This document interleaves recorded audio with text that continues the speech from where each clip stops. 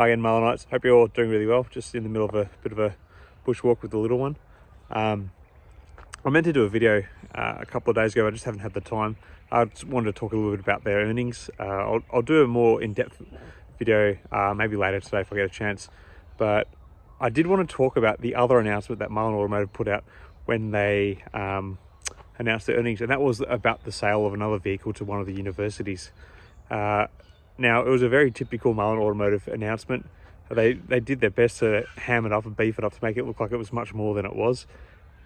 Looking at the text in the announcement, it was very hard to ascertain how many vehicles the sale was for. From what I could gather, it seems like it's just one. But they, Mullen were trying to attach it to the $7.7 million sale they'd done a few days ago, which was a decent sale. Give credit where credit's due.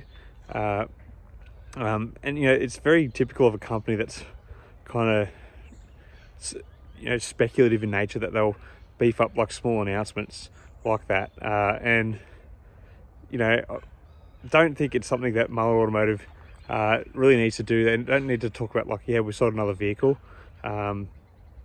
It's we want to sell, yeah, we do want to see you sell vehicles, but we don't need to hear every time you sell a single vehicle. We want to hear these bigger transactions, or maybe give collective updates when we've sold like, here we've sold another 100 vehicles or something like that, okay?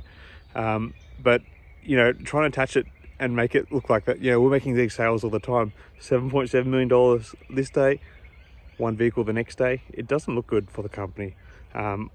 Just a couple of thoughts on that. And the fact they put it out the day the earnings came out was a bit stupid too, I thought. The company's in a lot of trouble. The stock is still spiraling. We've had 3 days this week now that the stock has lost more than 10% each session. We are heading to something painful. My thoughts are, I think we're going to see another reverse stock split. People on here are saying that you can't have another reverse stock split. The company actually has no limits to how many reverse stock splits they have. They do have to get permission from the shareholder base to execute one.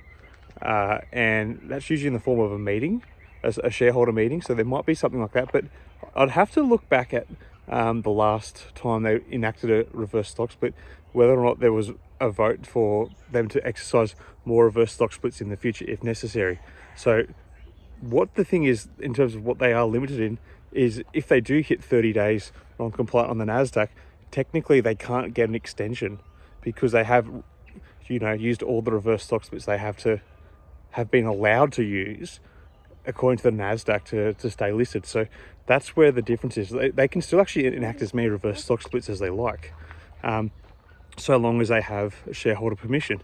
And you look at who owns the shareholders. It's all these people who own the warrants and are, flipping them for a profit on the market. Of course they're going to let Mullen do a reverse stock split. It's their cash cow. So yeah, just some thoughts there. I do think that there's going to be another reverse stock split. Unfortunately, this stock is, really under pressure. I feel sorry for like people who, have lost a lot of money. I had some guy the other day saying they'd lost in the 6 figures on this stock, and that's terrible. You don't want to hear about that.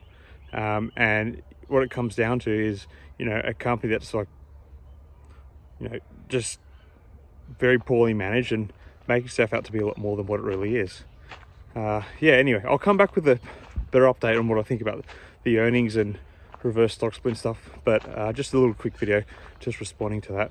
Hope you're all doing really well, and obviously until next time, may the markets trade in your favor. Cheers.